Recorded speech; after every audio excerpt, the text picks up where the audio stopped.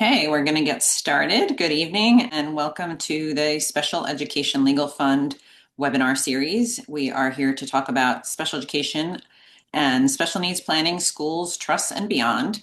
This is always one of the most popular webinars, and I'm looking forward to the opportunity to talk about this and gaining some knowledge myself.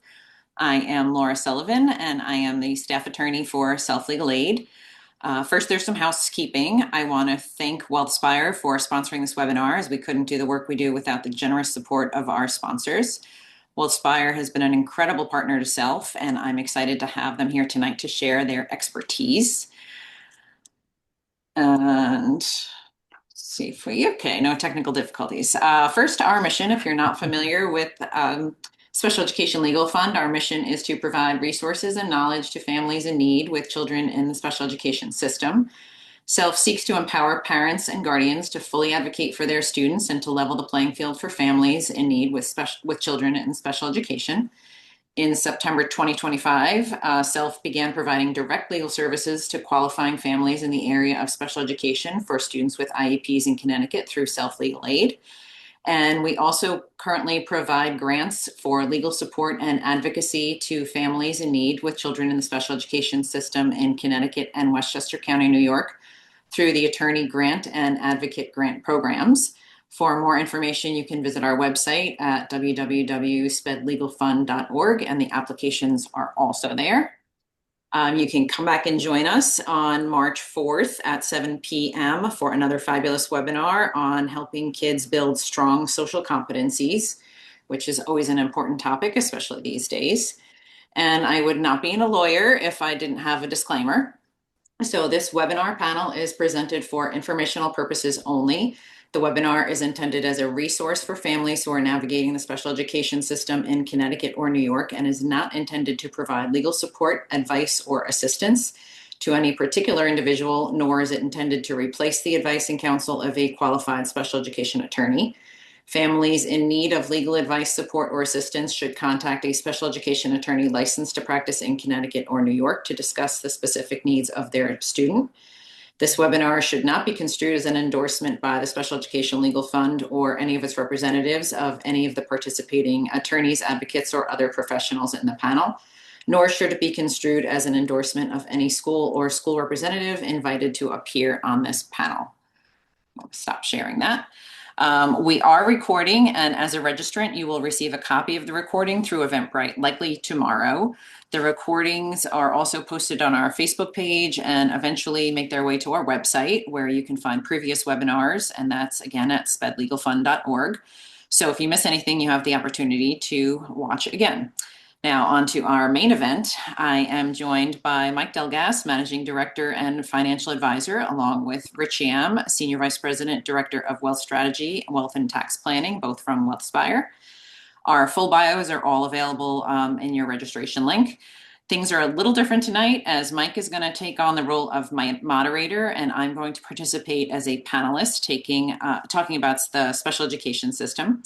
And we will be doing our best to monitor questions, but we have a lot of content to get through. So if questions are relevant to the topic we're discussing, we will try to take them, but can't guarantee we will get to all questions. So without further ado, I turn it over to Mike. Thanks a lot, Laura. So as Laura said, I'm Mike Delgas. I'm the Vice Chair of S.E.L.F. in addition to being a Managing Director at Wealthspire. If you want to know more about me, there's a bio at the wealthspire.com website. But in a nutshell, I'm a recovering attorney, as they say. I practiced for about 10 years in estate and tax planning. Um, I moved over to wealth management at Wealthspire, predecessor firm there, about 20 years ago. So I've been in wealth management for about 20 years. We advise clients on investment management, but also financial and estate planning. So these topics that we're going to talk about are very near and dear to our heart. I think you're going to see why, because we have some personal connections here. But some advisors like me at Wealthspire have a special concentration on families with special needs. So it's definitely part of our overall practice. As I said, I've got a connection, a personal connection to this topic. I'm a parent to four children, all of whom had an IEP at one time or another. And if you don't know what an IEP is yet, you will by the end of today or tonight, depending on where you're calling in from, I guess. But that's something that we're going to talk about, that special education process. And in fact, the first half hour is mostly going to be special education oriented with Laura, and then we'll kind of move over to Rich and talk more about other special needs planning, some of the financial planning that's associated with special needs and that kind of thing. But basically, we all think of ourselves, I think, as fellow travelers here. I will try to be you, be the moderator for the webinar, and take you through the things I think I would have wanted to know as a parent with a child that I've discovered may have some special education or special needs. And it was a process, let me tell you. So I wish I'd had this webinar many years ago. Now would have been a help. But to that end, Laura, I was really excited when you joined S.E.L.F. Last year, and we were able to start providing some direct legal advice to folks. But can you talk more about what your position is at S.E.L.F. and what you do there? Sure, I can. And I went through this as a parent as well and wish that this webinar had existed, when I was going through it, because I didn't know that this was, this area of law existed. But as I mentioned in the intros, I am the staff attorney at Special Education Legal Fund, or S.E.L.F. And we are a nonprofit legal aid organization that represents families of children with disabilities who are under-resourced and navigating the special education system. My practice focuses on helping parents understand their rights under the Individuals with Disabilities Education Act, primarily, also known as IDEA, federal law, Right. and related laws, advocating for appropriate evaluations and services, placements, and representing families in PPT meetings, mediations, and due process when necessary. But I also consider a big part of my work education, things like this webinar, helping families understand the system so that they can be informed, effective advocates for their children. So I before we dive in, I want to say something generally. You mentioned PPTs, and I just want to talk kind of briefly because I know we have attendees here from a lot of different jurisdictions. Sometimes we'll use terms that are state specific, um, but that doesn't mean it's really different. Okay, so in Connecticut, for instance, you might call a team meeting about an IEP, a PPT. That doesn't mean that everybody refers to it as a PPT in every single state. Where we think there are state differences, we'll try to point those out. But mainly, we're talking about federal law and how that impacts kids with special needs and their parents. And and the thing I would say as a parent that was just shocking to me is, oh my God, I have rights. Like I thought I was coming hat in hand, asking, begging for something from the school, but in fact, there are a bunch of laws that actually give parents and their kids rights. And in that vein, let's kind of start at the beginning. Um, so Laura, how does somebody enter the special education system? So, a child enters the special education system when it's usually the parent has a concern that a disability may be impacting their ability to access the education. And that can look like a lot of different things. It can be academic, it can be social, it can be behavioral.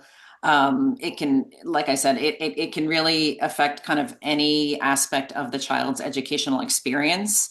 And a referral for evaluation is made. And I think we're going to talk a little deeper about that. Well, about referrals, I mean, who can make those? How does that look? So anyone can raise concerns, but parents and school staff are the ones that can formally refer a child. And school staff can include teachers, administrators, service providers. It doesn't have to be the classroom teacher. It can be anyone who has interactions with that child who has concerns about something that's happening.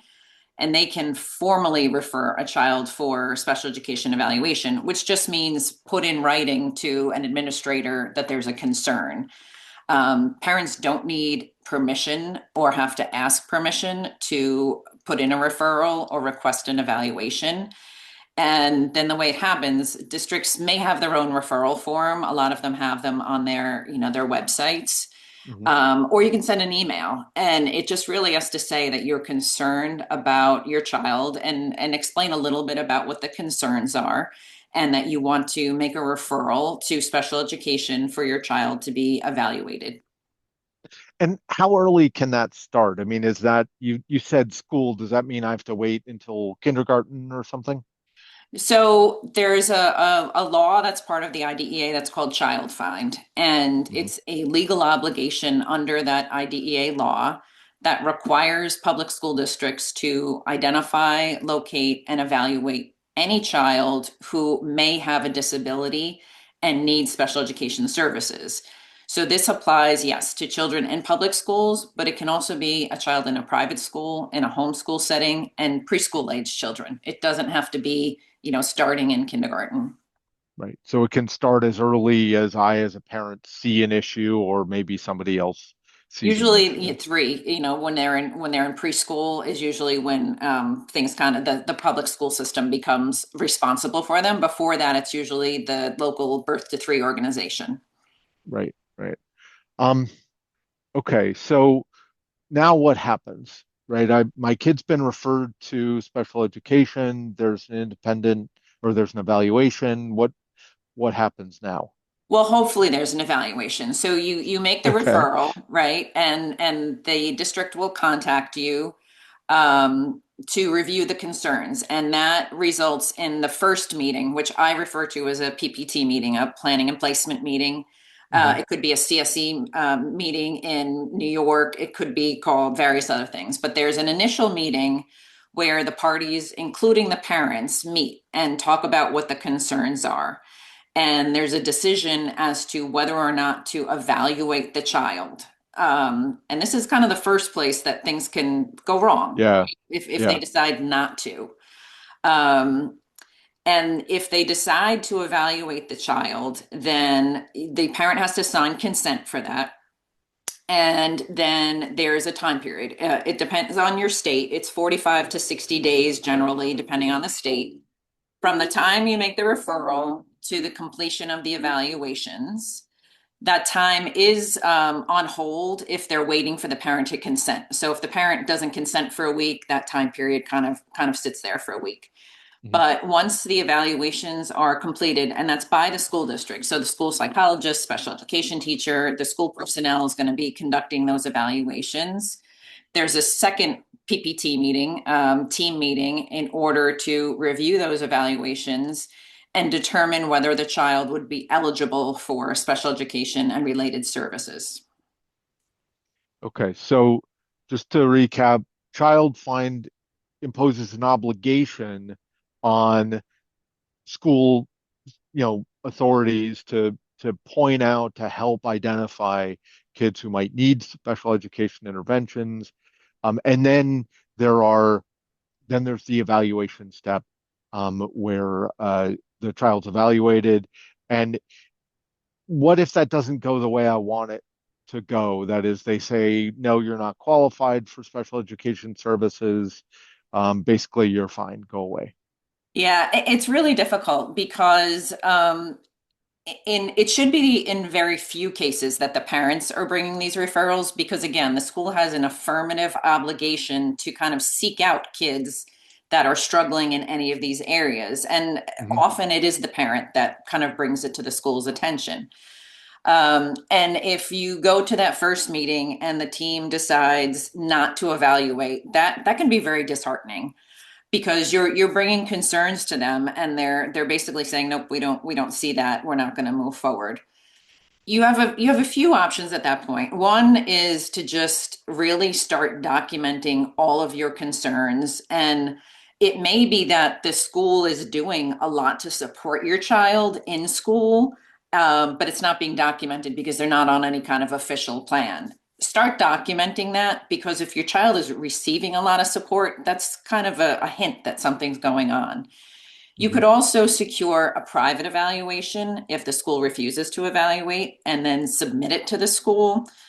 Um, One of the issues there is that the legal obligation of the school is to consider any parent provided evaluation.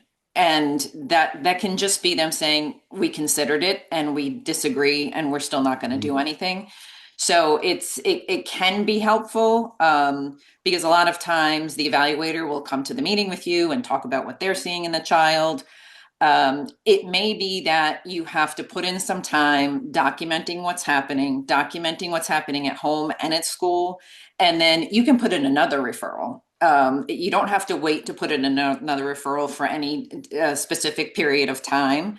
I would give it enough time that you have some data to present to maybe change the team's mind, Hmm. but you can always put in another referral.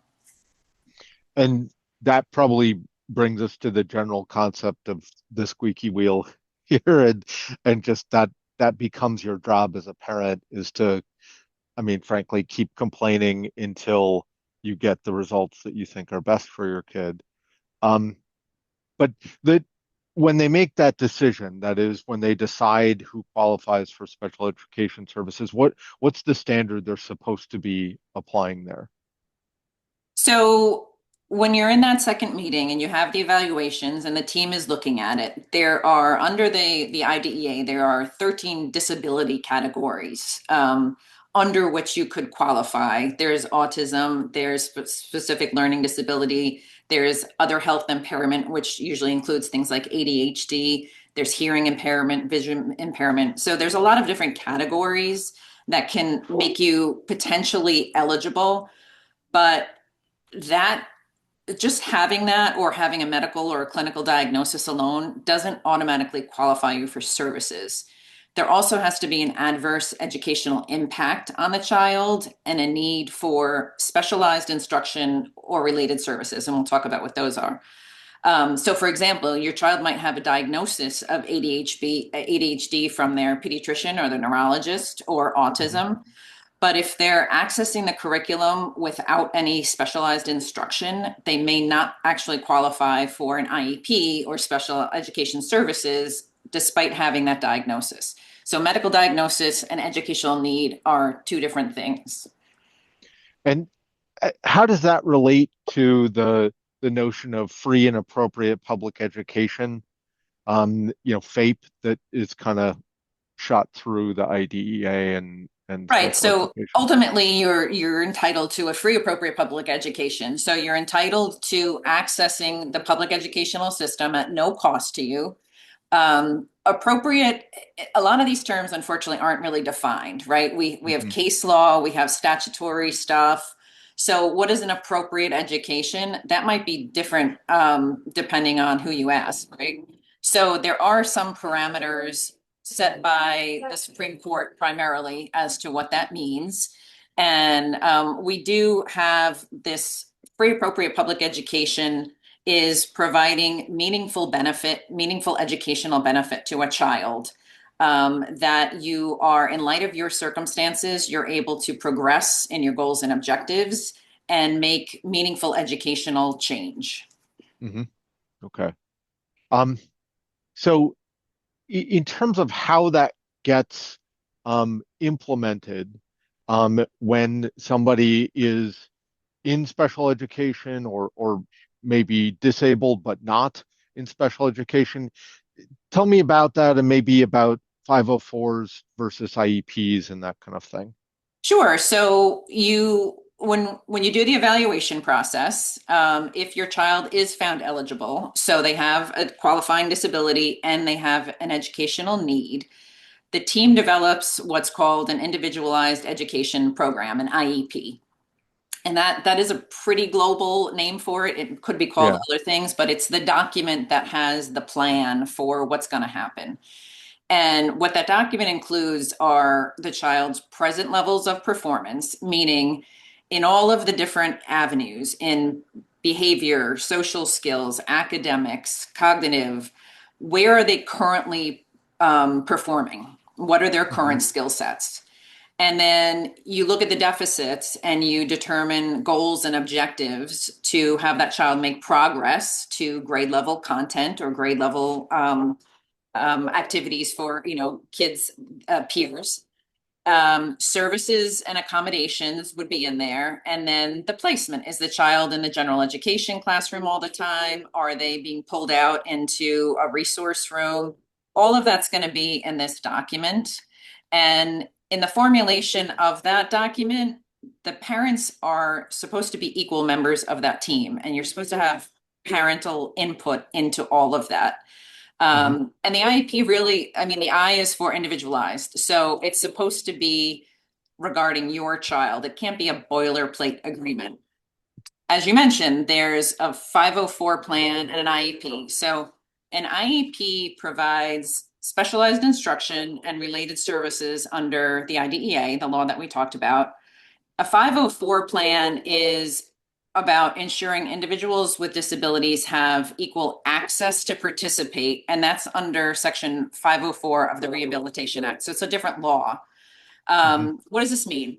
Specialized instruction is individualized teaching that adapts the content, the methodology, or the delivery of instruction to meet a student's unique needs.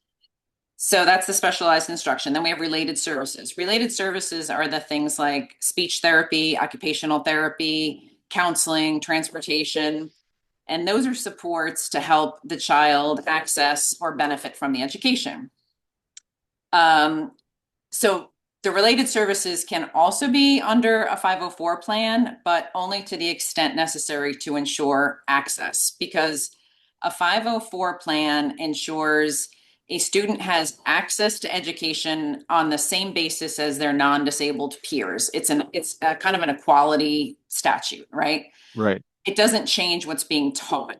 So, for example, physical access, by providing accessibility, interpreters, braille readers, assistive technology. These are all things Right. that would be under a 504 plan to give that child equal access. Extended time is a big one that you see. Like a lot of kids need extended time. Importantly, an IEP includes all of the protections that you can get under a 504 or you would get if you have an IEP. So an IEP is kind of what you generally want. Right. A 504 plan does not include all of the procedural protections and the entitlements that come from an IEP.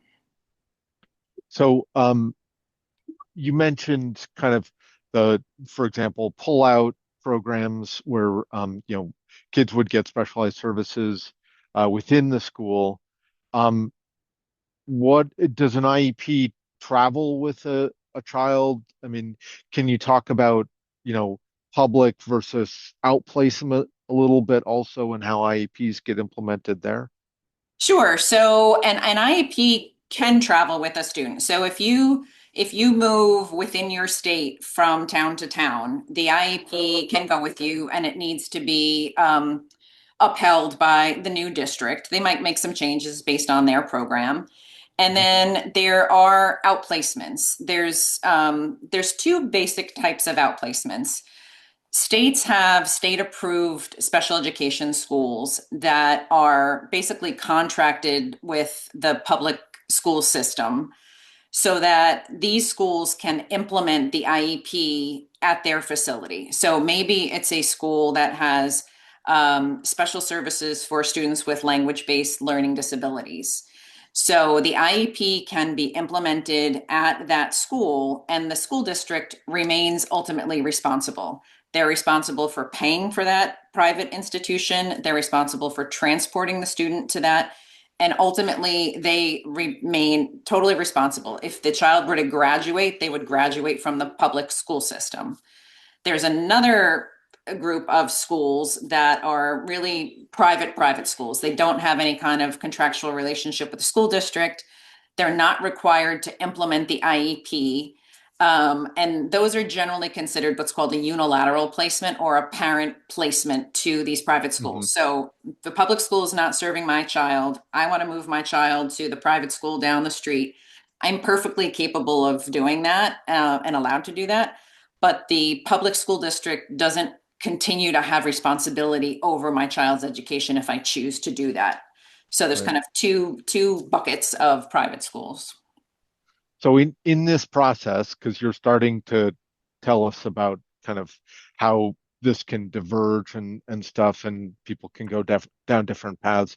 Um, what are the mistakes people make in choosing those paths and trying to get services? So, I mean, there's a lot of places because parents don't know, right? They're trusting the school to educate their Hmm. child because that's why we send our children to school. And I think a few of the mistakes that our parents make is they don't recognize that they are entitled to all of the information that the school is using to make decisions regarding their child. You have the right to all of the educational records regarding your child. And a lot of times parents don't receive that information or it's not shared regularly with them. They get a quarterly report card. If you have an IEP document, you do get a progress report. Generally, Hmm. those are also quarterly. So you're going potentially 3 months without really knowing what's happening with your child. There's a lot that's happening during that time that you are entitled to.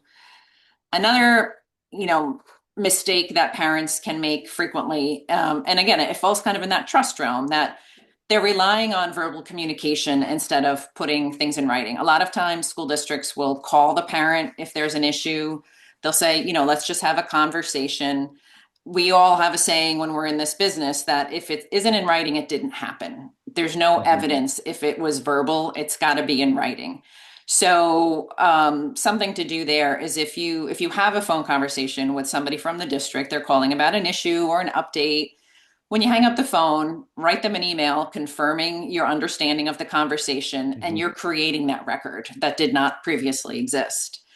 Um, One big thing that goes when you're even potentially looking at other schools or other placements if the public school isn't working, you have all these meetings that you go into and they are very overwhelming. A lot of times there's one parent, maybe two parents, and there could be 10, 15 people on the school side. It's very Yeah. intimidating. They're all talking about your child. The parent is emotional. I've been in these meetings for my child where I've cried. I really don't know anyone who doesn't at some point get very emotionally involved in these meetings.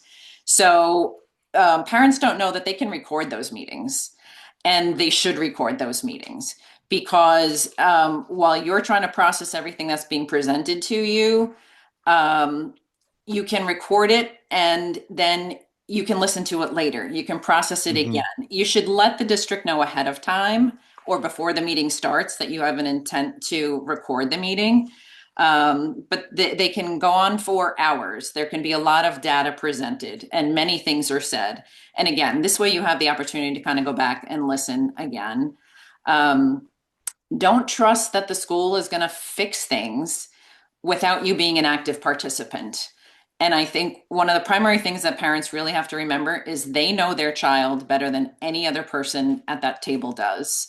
And you should be respected as the expert on your child. Hmm. And that doesn't always happen. You hear a lot, well, we don't see that at school. Well, if the parent is saying it is true, right? You know your child better than anyone. And then I think finally, focus on your child's individual needs. IEPs, again, are about individuals, and sometimes parents will start talking about classroom issues or school-wide issues or things that are happening in the grade, and that takes the focus off your child and what the school should be addressing. So always kind of bring the conversation back to your child's individual needs. And maybe Right. your child is being bullied and they're having issues at lunch, but don't talk about lunch, talk about what's happening with your child and Right. really You're kind not of trying to fix the school, you're trying to fix your child's experience, so to speak. exactly. And I Yeah. think it just detracts from your argument when you're talking more systemically, and you really need to focus on your child. Well, so let's say I'm me and I know I've made a lot of mistakes along the way. When do I need help? When do I need to look for an attorney and or an advocate or something like that? Yeah, I mean, not every situation needs an attorney or an advocate. But one of the things I would say look for is progress. When the progress that your child may be making is not meaningful, and what does that mean? the gap between your child and their peers is getting bigger. So maybe they're making some incremental growth, but they're falling further and further behind. Hmm. And the district is not responding when you express concerns. They just keep doing the same thing. You might need somebody with a different voice in there to kind of help you through that. We talked earlier, if the district refuses to evaluate or refuses services, that to me is an instance where you might want to talk to an advocate or attorney and get some idea of how you might be able to change that, and get things moving in the right direction. If you have disputes about placement, so either you're looking for a private school that's state approved or not state approved, like we talked about, Hmm. or the program that your child's in the public school district is not what you want your child to be in. They're in a resource room and you want them more engaged with their peers in the general education, things like that. If it comes to placement, I would definitely consult with an attorney. Or if things become adversarial, sometimes people think that bringing in a lawyer makes it adversarial. And my experience is actually bringing us in, surprisingly, brings the temperature down because I'm not emotional about it. The parent is going to be emotional about it. And bringing in an attorney or an advocate can kind of remove that emotion, put the focus back on the child and their needs. But if you're feeling a lot of tension from the school district, you don't feel like they're hearing you, they're ignoring your communications, those that might be another time where it's time to kind of bring somebody else in to help you. Right. So you feel like you're hitting a stone wall. You feel like you're not making any progress. Yeah. Yeah. Yeah. Um, So stepping back a bit, we started with the beginning of special education. Before we move on to special needs planning writ larger than that, we ought to talk about the end of special education, the transition, and what that looks like. So when do I start thinking about transition from the school environment out into the world? Yeah, a lot of parents aren't aware that there is a post high school potential experience for kids, right? And Right. I think that I want to say as early as possible. It doesn't mean kindergarten. It means when you start to have those thoughts about, well, what's my kid going to do after high school? That's the time to start planning for it, right? When you start wondering about it, because those early decisions can really shape their educational trajectory.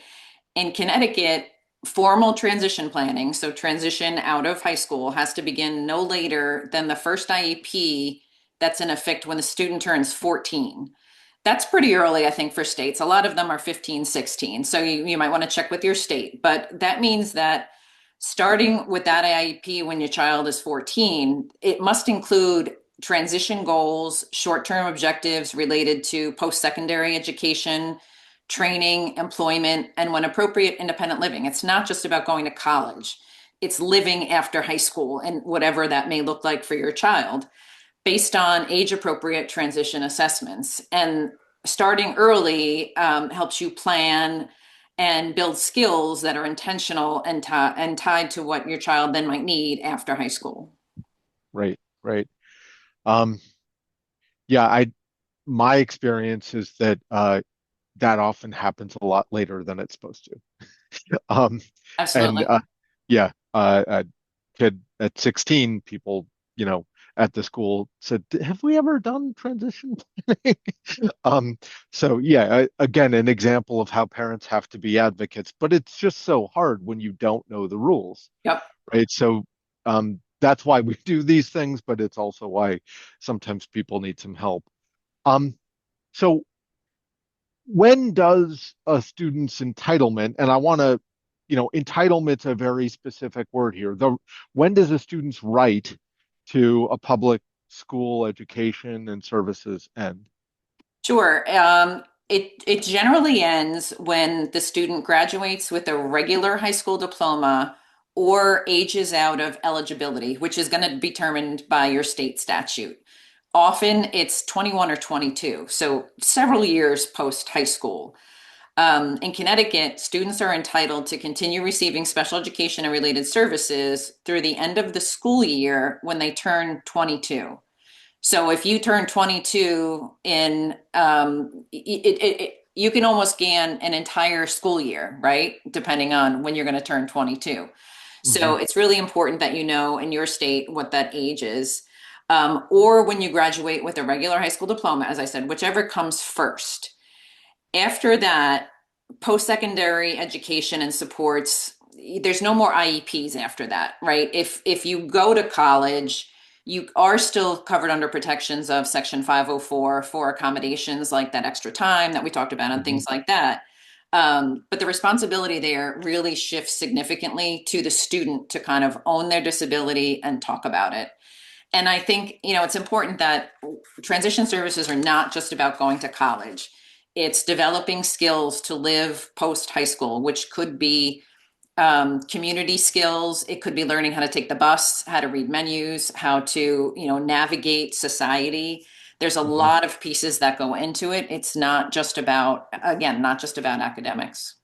Right, right. And that's so important. And there's so many different presentations of disabilities and what people are able to do post-secondary. And I think it's an expanding world as we start to understand disabilities better all the time. Um, so I think that brings us to Rich, and a need to talk more broadly about other things. Now that, it's not just post-secondary though, because yeah, there's no IEP, and now we have to think more broadly also. But before we do that, Rich, why don't you introduce yourself? Tell us about your work at Wealthspire and what you do there. Sure. Yeah, thanks, Mike. Yeah, like Mike, I was a former practicing trust and estates attorney as well. I joined the predecessor firm in 2018, and currently my role at Wealthspire is just helping our clients with their estate planning needs to make sure that wealth is transferred to their heirs in a tax efficient way and in a way that protects that wealth for those heirs. And an important aspect of a family's estate plan is, of course, that special needs planning for a child with disabilities. And that special needs planning, the whole intent of it is to make sure that the assets, you want to leave assets for your child's benefit, but not have it jeopardize their eligibility for means-based government benefits. And those government benefits are important to Laura's point before. Some of them, like Medicaid, through waiver programs, can provide programs and support systems that allow them to learn how to integrate into society and learn how to sort of live on their own independently and improve their quality of life. So those are important benefits that we want to make sure we're preserving their eligibility for. And I think embedded in that answer was something I want to pull out a little bit, Sure. which was, yeah, there are benefits and there might be money there, but there's also programs that are Yeah. part of those benefits. Yeah. And I think one of the things we're trying to protect is not just the dollars, but also the opportunity to participate in some of those, right? That's right, exactly. So we want to, in an ideal world, we want the children to be able to have those dollars not in their name, but in different vehicles that we're going to talk about later that allow them to still benefit from those dollars that we want to leave for our children, yet still have access to those means-based government benefits that, quite frankly, you might not even be able to find privately to pay for, even if you have a lot of money to pay for them. A lot of these programs are just run through like Medicaid waiver programs, like I mentioned, which are something that you just have to qualify for. And in order to qualify, that person who's applying can't have too much in assets and can't have too much income. So that's the point of special needs planning to make sure whatever monies we want to leave aside for the benefit of our children with disabilities, it's not in their personal name. And we're going to talk Oh, about the different ways right, we do that. Yeah. right. So that just just to emphasize that there's an asset test and an income test, and the exact dollar amounts can change Yep. over time because there are inflation adjustments and all that kind of stuff, but it's Yeah. not high, right? Yeah.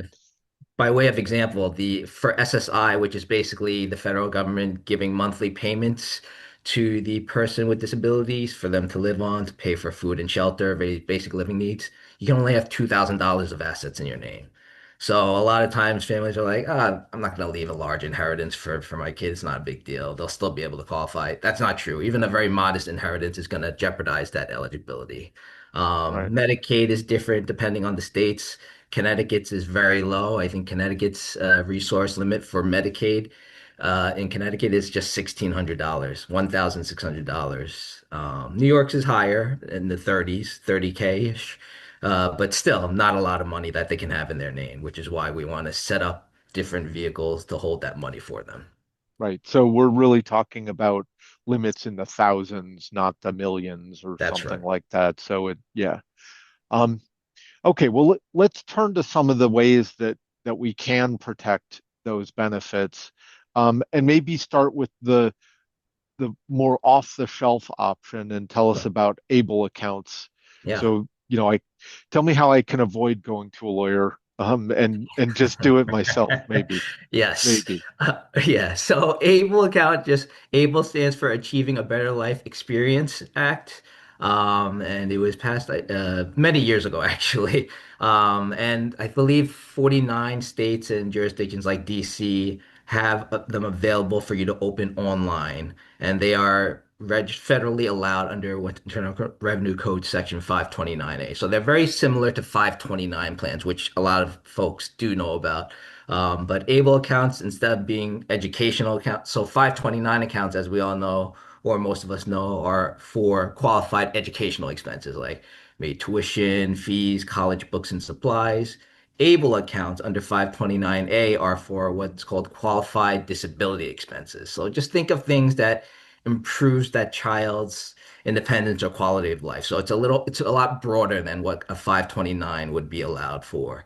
So able accounts can be used to, let's say, pay for education, housing, transportation, any type of personal support services, even investment advisement, investment management, legal fees, things like that, that are for the benefit, of course, of the person with disabilities. And can I just dump however much I want into an able account? What are the limits there? So unfortunately, no. So able accounts do have a very relatively low annual limit. For this year, it's $20,000. Typically, it's tied to the gift tax annual exclusion, but for this year, they've just basically rounded up. The annual exclusion for this year is 19,000. They rounded up. And that's $20,000 from all sources. So if grandma, grandpa, parents, siblings all want to contribute, the total sum of all the contributors cannot exceed $20,000 in total. So it's not a large amount that can be added to an ABLE account each year. ABLE account also has other limitations where you can only contribute cash. Um, an owner can only have one ABLE account. You can't have multiple ABLE accounts for that person with disabilities. And ABLE accounts are going to be subject to when that person passes away, the person with disabilities passes away. There's something called a Medicaid recovery, where whatever remains in the ABLE account at the individual's passing, Medicaid gets to say, okay, we want to recover some of the funds that we use to pay for some of these medical expenses or these long-term care support service expenses that we spent on this person. That's how Medicaid basically sustains itself by trying to reimburse itself anytime it can. And an able account is one of the places where it can reimburse itself after that individual has passed away. Okay, that sounds really important because that Yeah, sounds like able accounts are like kind of first party special needs trusts that's as right. opposed to third party special needs trusts.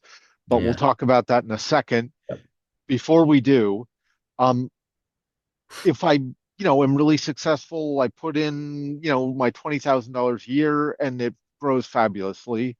Um, Mhm. can that grow to $1 billion and it's still protected? Again, unfortunately, not able accounts to the extent. So, assuming the person wants to stay eligible for SSI, able accounts in and of themselves are not counted as an asset for that person to qualify for SSI. But when the able account exceeds $100,000, anything above that $100,000 limit does count as an SSI resource. So, an example, if you have $105,000 in your able account, you have $5,000 of assets in your name now, basically, from SSI's perspective. And as we said before, because the limit is just 2,000, SSI would stop until that $5,000 was eventually spent down and depleted. So Got you it. do have to be careful of that. And then every state have has their own limit as far as how large the able account can be. Like New York, I think it's probably one of the biggest, and it's like only $600,000. So not it's never going to be in the millions. You're never going to have a million or billion dollar Right. able account. So it sounds like I need to administer it. It's not like set it and forget it. I've got to like pay attention to the amounts. Maybe I have to pay attention to spending from the able account to make sure Yeah. it doesn't get too big. Maybe I don't know. Yeah. That's right. That's right. In essence, when we're talking about special needs trust and able accounts, we can talk about a lot of folks have both, and you typically want to spend down from the able account first because of those rules that we just talked about, because of the thresholds of not wanting it to get too high for both SSI eligibility purposes and also for we don't want to have a lot of money in there when the individual with disabilities passes away, because that's just available for Medicaid to basically say, let me get some of that money back. Right. Right. So ideally, we want it to be zero, quite frankly, when the individual with disabilities passes away. Got it. Yeah. Well, so I referenced special needs trusts. You've Yep. mentioned it. Let's turn to those. Yeah. What are they? Yeah. So a special needs trust is essentially a very special type of trust. A trust, just to be clear, is just a separate legal entity that can own assets. And a special needs trust is a specific type of trust that has very specific magic state language. And every state has different basically statutory language that they use that they want to see in special needs trusts that basically say these distributions can be made for an individual with disabilities, but only if it does not jeopardize their eligibility for government benefits. And the language differs depending on the state, but it's very important to get a qualified, experienced special needs planning attorney to draft that trust for you in the state where that individual lives. You don't want to find this shingle person who is finding a form on Google or something like that. You want to find somebody who knows exactly what they're doing and has done dozens, if not hundreds of these. So, Yeah. yeah, No, that's a really good point. I mean, the use of magic words, I think, is really appropriate there because I think that in Connecticut, there's a case that says something like sole and absolute is not the same as sole, absolute, and uncontrolled. And you yeah, needed all three magic words, and just two didn't cut it. yeah, So, don't, this is not a DIY, try it at home with ChatGPT thing. This is correct. not use your brother-in-law who practices 5 states away. This is do Yeah, something with a specialist who actually knows how to do this stuff. that's Um, right. That's right. And there, so and yeah, go ahead, sorry, Mike. go ahead. Sorry. No, No, I go just ahead. want to mention there are two different types of special needs trust, and Mike, you touched on it earlier.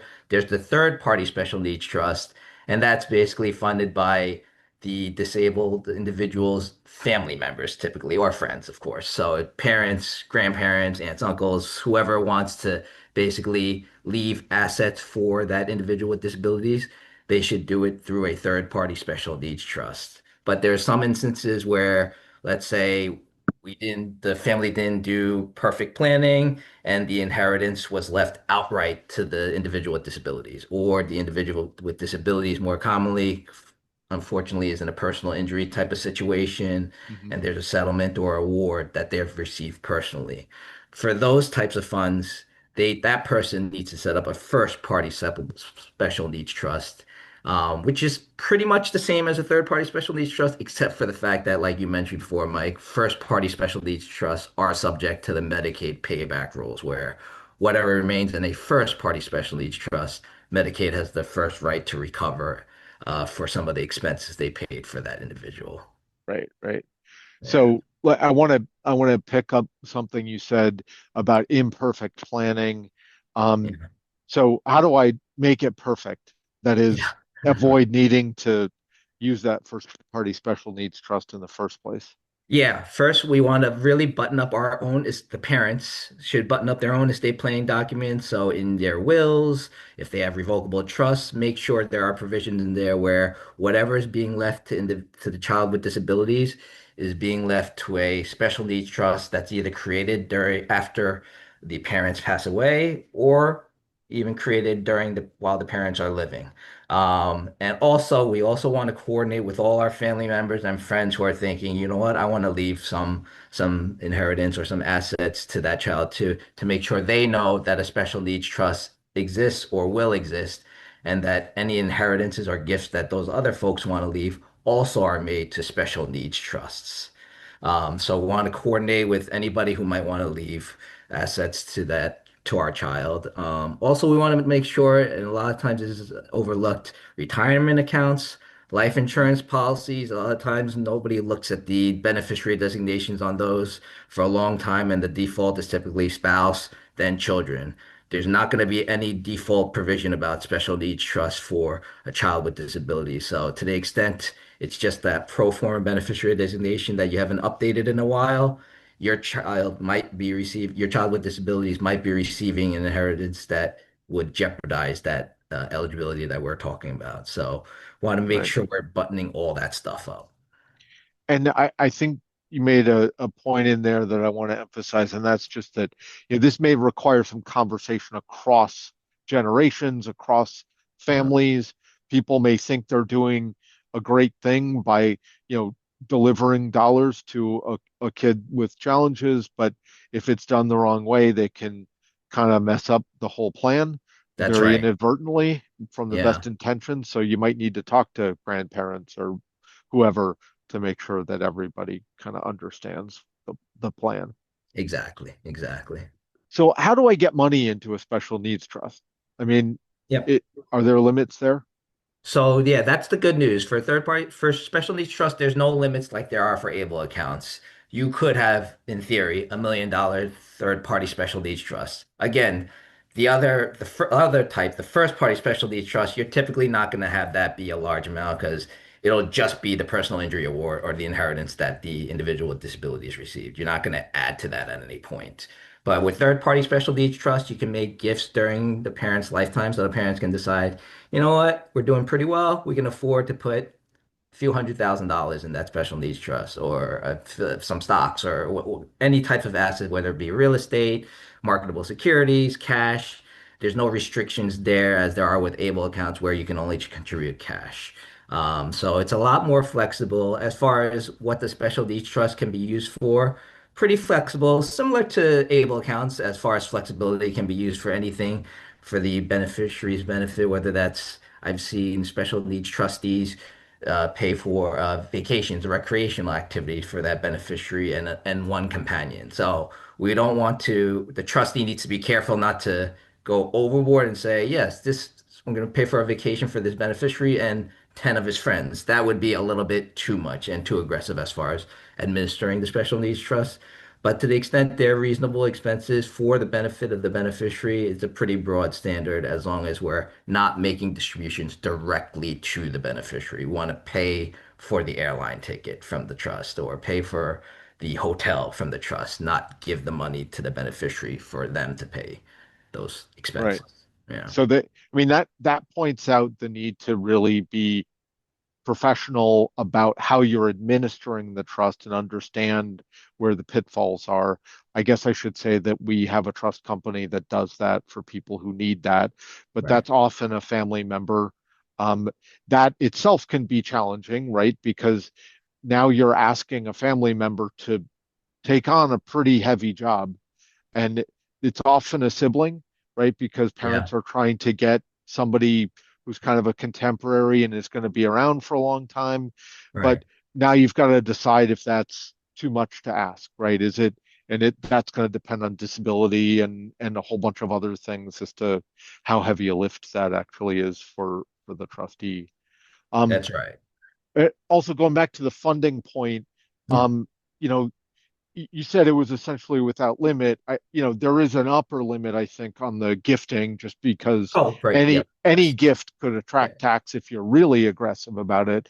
Meaning, if you transfer more than about $15 million this year, you might end up paying a 40% tax. Right. Most special needs trusts don't get funded with that amount of money. Yeah. So it's not usually a problem, but I guess we ought to just point that out That's a in good case point. somebody's just got plenty of money and they just want to dump a bunch of money into special needs trust. Yeah. Do Good point, do Mike. need to yeah, do need to figure that out first. Um, That's great. I also want to say, as somebody who does a lot of financial plans and that kind of stuff, um, the things that the advisors would work with Rich about is partly about the amounts, right? So often there are other kids to think about, and parents are wrestling with, all right, we want to make sure enough goes in here, that is the special needs trust, but we still fairly treat the other family members, right? And also, Rich, you referenced this, there's a point at which you have to decide also what can I afford to put Right. in right now as opposed to doing things later. So there's a timing question about whether now is the time to fund the special needs trust, or do I wait until I'm retired or some other date and that kind of stuff. So there's a lot of financial planning and modeling that Yeah. goes into this to figure out what the right amounts are where. Um, Yep. we've also seen people use insurance policies and other things to fund special needs trusts. We don't sell insurance. That's not a gimmick. It just happens to work well if you need X dollars in the special needs trust and you want to be able to have a free hand and kind of treat the other kids equally. You can just say, all right, I'm going to buy a policy. It's going to live in the special needs trust. And I know that when I'm not around anymore, there'll be that $1 million policy there to fund the special needs trust or whatever the number is. All right. Um, so we talked about transition in the special education context, right? Yeah. Yeah. Kids aging out and stuff like that. I think there's kind of a similar set of questions in the special needs context, and what do we need to do as kids age into adulthood, Yeah. apart from the trusts and everything else we might have done? Sure, sure. Yeah, and a lot of parents, we sometimes forget, basically when the child turns 18, that parent no longer has the legal right to make decisions for that child because that child is now an adult at 18. So absent without what's called a power of attorney, which is something that the child, if they have the capacity, could sign to name an agent to handle their financial decisions for them, or a healthcare proxy, which again, if that child has enough sufficient capacity can name an agent to handle their healthcare decisions for them. So without those types of documents, there would need to be what's called a guardianship proceeding. And every state has their guardianship proceeding for children that are becoming adults with disabilities. And they're relatively pro forma in that you usually get a doctor's evaluation or a psychiatric evaluation. You attach it to a petition that's pretty pro forma that you'll see on this local state court website. And depending on the state, it could take anywhere from weeks to potentially months, depending on, I guess, how populated the state is. So I know Yeah, I've practiced in New New York York. is not a good place. Yes, correct. Exactly. I was just gonna say I practiced in New York, and New York does allow you to start the petition before they turn 18, which is helpful. So that's what I would suggest and recommend for our New Yorkers here to not wait till after 18, because if you wait till after 18, or God forbid, later than 18, like 19 or 20, it's just gonna be a problem for you. So to the extent you can start the process like right around the mid between 17th and 18th birthdays, that's probably the ideal time to start the process. You typically don't need an attorney, although it's helpful to have one just in case you have questions about how to fill out the form and things like that, because the attorney is going to have done it. Assuming we're getting an experienced attorney who's done this before, they're going to have done it over and over, and they can maybe get things expedited if need be with Yeah, the clerks and things like that. So, yeah, yeah. yeah, Um, so, for kids without capacity, that yeah, is a more severely disabled child, they turn 18, they can't sign a power of attorney because they don't have capacity legally. So that you go guardianship. But all right, for people who do have that capacity, even if they have disabilities, you can still have legal capacity and be able to sign something that gives your parents certain rights to information, like, all right, you know, medical information, for instance, or the all right, ability to make decisions, that kind of stuff. But it is tough, right? When you're sending a disabled kid to some post-secondary thing. Maybe it's college, maybe it's something else. You can't do anything until they become 18, but as soon as they become 18, you can't do anything until they sign a bunch of Exactly. documents saying that you can. And Yeah, yeah. So you and do have to have a sense, and you probably will, obviously, at that point in time, whether the child has capacity at, let's say, around 16, 17, whether that child will have capacity to understand the document they're signing is naming an agent to handle their finances for them or naming an agent to handle their medical decisions for them. So, yeah, you'd have to lean on the physicians, obviously, and then find an attorney who's comfortable, obviously, with that level of capacity because they're the ones who are typically supervising the signing of those documents. right, right. And there's there are healthcare proxies, there are powers of attorney, Yeah. there are more limited documents too that are just HIPAA releases essentially that say yes, the doctor's allowed to talk to the parent.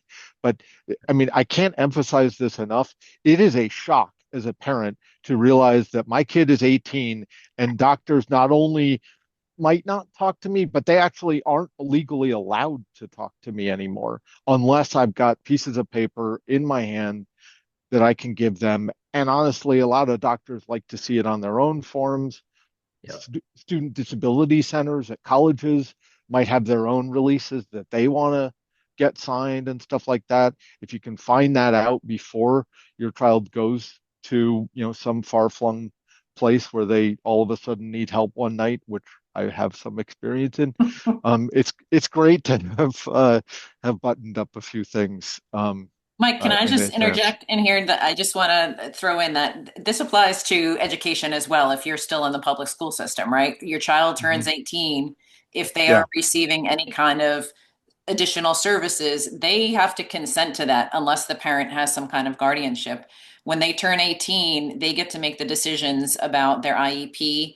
They again can sign a document to let their parent continue to participate in the process, but the student becomes the decision maker unless there's a legal process to change that, and that can complicate things, right?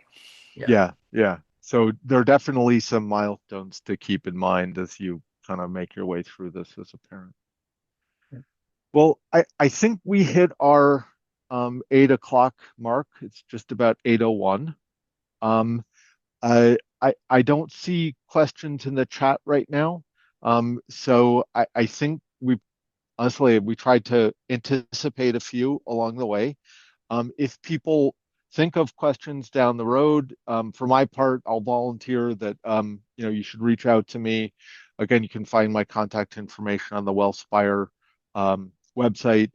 Um, but happy to talk more to people and help you try to navigate some of these issues because they can be complicated.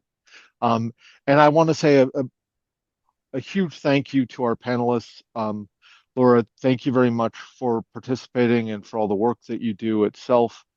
Rich, personally, thank you for being a great colleague at Wealthspire, but also thank you for participating in this and helping people think through some of the special needs planning. And thank Absolutely. you So, to you, No Mike, problem. and Wealthspire for your support for Self. I did see a couple of comments regarding recording, and I just want to remind people that the webinar was recorded, and you will receive, if you registered through Eventbrite, you will receive a copy of the recording, and it will be posted to our Facebook page and eventually our website. right, All great. right. Thanks everybody, and have a pleasant evening. All Thank you right. very Thanks. much. Thanks, Mike. Thanks, Thanks. Laura. Thanks, everyone. Thank you.